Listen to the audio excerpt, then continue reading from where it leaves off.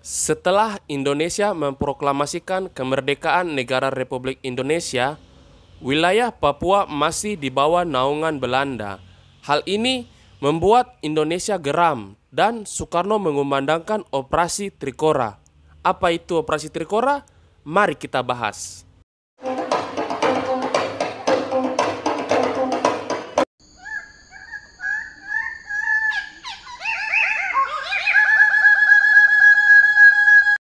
Hai, selamat datang di channel Tong Pucerita, yaitu channel yang membahas seputar hal tentang Pulau Papua. Dan dalam video kali ini, kita akan membahas tentang Operasi Trikora di Papua.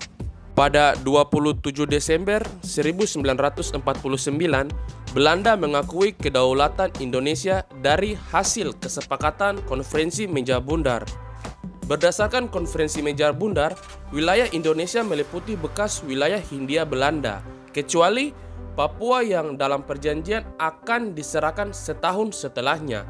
Namun, setelah lebih dari setahun, Papua tidak kunjung diserahkan. Ditambah lagi, Konferensi Meja Bundar sangat merugikan Indonesia karena keharusan membayar hutang Hindia Belanda sebesar 4,3 miliar gulden. Pada Minggu pagi tanggal 19 Desember 1948, Republik Indonesia diserang pasukan Belanda pimpinan Simon Hendrik Spoor.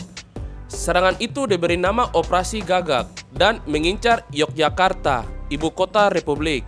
Dalam sejarah Indonesia, peristiwa itu tercatat sebagai agresi militer yang tak terlupakan. Tapi setahun kemudian keadaan berbalik. Berkat diplomasi dan tekanan internasional, Belanda terpaksa harus angkat kaki sesuai kesepakatan Konferensi Meja Bundar atau KMB. Pada akhir 1949, Belanda pun harus mengakui kedaulatan Indonesia pada 27 Desember tahun 1949.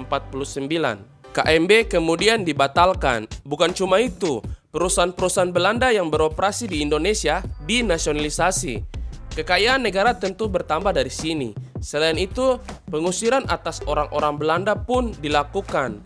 Belanda berusaha memperkuat Papua. Belanda lalu bersikap manis kepada orang-orang asli Papua pada 19 Februari 1961 dengan melakukan pemilihan anggota parlemen baru dan Komite Nasional Papua. Pertahanan Papua juga diperkuat selain dengan kekuatan militer Belanda yang ada. Memperdayakan orang-orang Papua pun dilakukan. Pada tanggal 4 April 1960, Belanda mengirimkan kapal induk Karel Doorman ke Papua dengan alasan mengadakan pameran bendera yang diikuti beberapa kapal perang lainnya. Soekarno beserta pembantunya tentu tahu Belanda tidak akan mempermudah lawannya untuk menyerang Papua. Setidaknya pada tanggal 6 Maret 1961, sebuah pasukan pemukul berjumlah besar dengan nama Korps Tentara Ke-1 atau Koras 1 dibentuk Brigadir Jenderal Soeharto yang menjadi panglimanya. Kora lalu berubah jadi Tenjadanga Umum Angkatan Darat dan belakangan ini lagi berubah menjadi Tenjadanga Strategis Angkatan Darat atau Kostrad.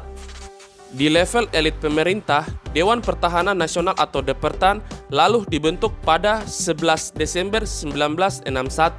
3 hari kemudian, dalam sidang Depertan tanggal 14 Desember 1961, terbentuklah Komando Operasi Tertinggi atau KOTI.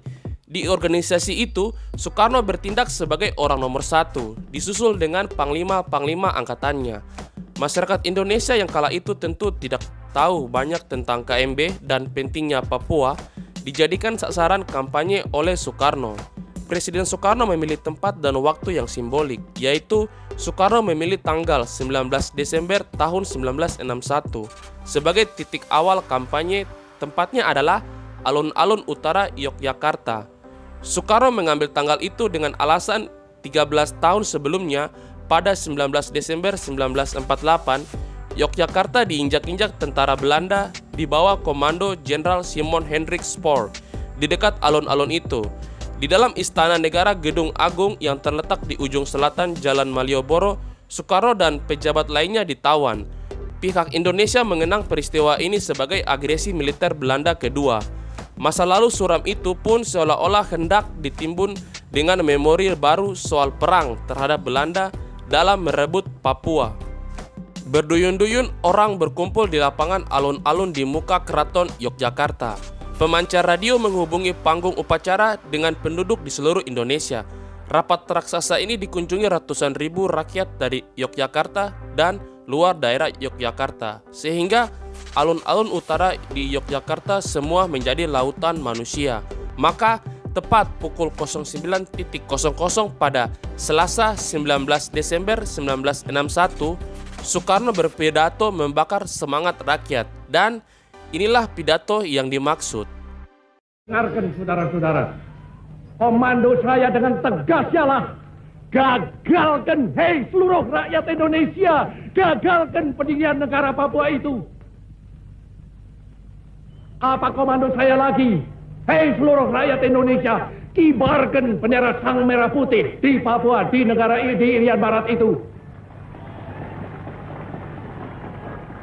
Tegas saya memberi komando ini, gagalkan negara Papua itu, kibarkan bendera Sang Merah Putih di Irian Barat, gagalkan, kibarkan bendera kita, dan siap sedialah akan datangnya mobilisasi umum yang mengenai seluruh rakyat Indonesia untuk membebaskan Irian Barat sama sekali daripada cengkeraman imperialisme Belanda.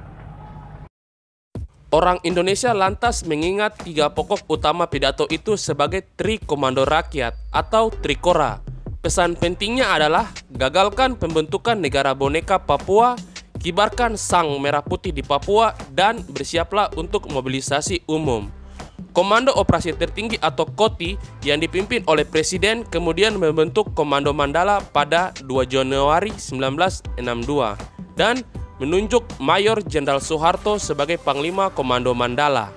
Untuk mengetahui medan dan kekuatan lawan, Komando Mandala menggelar operasi penyusupan atau tahap infiltrasi, yaitu dengan memasukkan 10 kompi di sekitar sasaran-sasaran tertentu untuk menciptakan daerah bebas de facto yang kuat sehingga sulit dihancurkan oleh musuh. Perintah infiltrasi lewat laut ke Papua datang di awal Komando Mandala mengkonsolidasi kekuatan tempurnya Angkatan Laut. Namun di sini Angkatan Laut belum siap, tetapi berani ikut operasi. Itulah jawab kata Komando Yosudarso saat ditanya Presiden. Menteri dan Kepala Staf Angkatan Laut Laksamana R.E. Martadinata kemudian membentuk Satuan Tugas Khusus atau STC-9 dan menunjuk Letnan Kolonel Sudomo sebagai komandannya. Angkatan Laut mengerahkan 4 kapal perang jenis MTB dalam operasi infiltrasi yang bertujuan memasukkan pasukan gerilya, yaitu RI Macan Tutul, RI Macan Kumbang, RI Macan Harimau, dan RI Singa. Kapal-kapal tempur cepat jenis motor torpedo boat atau MTB ditetapkan sebagai sarana yang paling tepat untuk mengembang misi rahasia ini. Meskipun kapal cepat kelas Jaguar ini belum dilengkapi dengan torpedo sebagai senjata utamanya dan secara teknis belum teruji kelayakannya untuk melakukan lintas laut melampaui jarak maksimalnya yang hanya 700 mil laut. Pelayaran rahasia sejauh 2000 mil laut yang membentang dari Tanjung Priuk hingga ke Pantai Merah di Kaimana bukan pekerjaan yang mudah bagi Satuan Tugas Khusus 9. Disebabkan oleh keterbatasan kemampuan jelajahnya, kapal-kapal cepat torpedo ini memerlukan pembekalan ulang dan pengisian bahan bakar ulang yang semuanya dilakukan di tengah laut, di 3 titik kumpul atau rendezvous yang disingkat RV. Yang pertama RI Hasanuddin atau RV-1 yang berada di Selat Madura. Berikutnya RI Rakarta atau RV-2 yang berada di Teluk Hading, Flores. Dan terakhir RI Multatuli atau RV-3 yang berada di Pulau Ujir dan Pulau Wasir di Kepulauan Aru. Pelayaran jarak jauh mengalami kendala teknis. RI Macan Kumbang mengalami gangguan mesin di perairan Indramayu dan perairan Teluk Saleh. Sementara RI Singa mengalami kehabisan bahan bakar di perairan laut Tanjung Wedan akibat rusaknya indikator bahan bakar kapal sehingga tidak dapat melanjutkan perjalanan ke RV-3 atau titik kumpul RI Multatuli. sehingga hanya 3 kapal MTB yang mampu bergerak hingga memasuki perairan Papua. Pada tanggal 15 Januari 1962, pukul 17.00, 3 kapal MTB tersebut bertolak dari RV-3 menuju ke arah pantai di sebelah selatan Kaimana. Semua kapal bergerak dalam kesenyapan dengan menerapkan radio silence dan berlayar dalam kegelapan atau blackout, dengan memadamkan semua lampu kapal dan mematikan seluruh radar kapal untuk meminimalisasi deteksi musuh. Namun, hanya kapal RI Macan Kumbang yang dihidupkan sebagai radar piket. Kemudian pukul 20.25 waktu Indonesia Timur, pesawat patroli Belanda jenis Neptune mendeteksi 3 kapal MTB tersebut. Pesawat patroli tersebut mengirim sinyal tanda bahaya ke 3 kapal perang yang sedang berpatroli juga. Lalu, kehadiran 3 kapal perang Belanda tersebut terdeteksi oleh radar RI Macan Kumbang dan membuat kedua kapal MTB menghidupkan radarnya, sehingga ketiga kapal MTB dapat mengetahui posisi musuh. Maka terjadilah pertempuran antara 3 kapal MTB dengan 3 kapal perang Belanda dan pesawat Neptune. Kondisi 3 kapal MTB yang belum cukup baik dan penyerangan terus dari kapal perang Belanda terhadap formasi Satuan Tugas Khusus 9, sehingga membuat Komodor Yosudarso mengambil kemudi RI Macan Tutul segera keluar dari formasi, dan dengan kecepatan penuh MTB Macan Tutul melaju pada haluan 329 derajat yang berarti melaju ke arah kapal Belanda, sehingga hal ini membuat semua kapal perang maupun pesawat milik Belanda mulai fokus kepada kapal MTB Macan Tutul. Mereka mengira kapal MTB tersebut akan melancarkan serangan torpedo. Dan pada pukul 22.08 waktu Indonesia Timur, Komodor Yosudarso melalui radio telepon mengumandangkan perintah legendarisnya yang berbunyi, "Kobarkan terus semangat pertempuran." Dan pada pukul 22.35 waktu Indonesia Timur, tembakan dari kapal perang Belanda tepat mengenai anjungan RI Macan Tutul. Kapal itu pun tenggelam dengan gagah berani. Sejak tenggelamnya kapal RI Macan Tutul, membuat pemerintah Indonesia kembali mulai menyusun operasi berikutnya untuk merebut Papua. Dan yaps, sekian pembahasan kita kali ini mengenai Operasi Trikora. Jika kalian ada kritik dan saran ataupun ide serta masukan untuk apa yang akan kita bahas selanjutnya mengenai Pulau Papua, maka silakan isi di kolom komentar. Cukup sekian video kali ini, sampai jumpa di video berikutnya. Salam Bumi Cendrawasih, Manseren Ifnok, Au.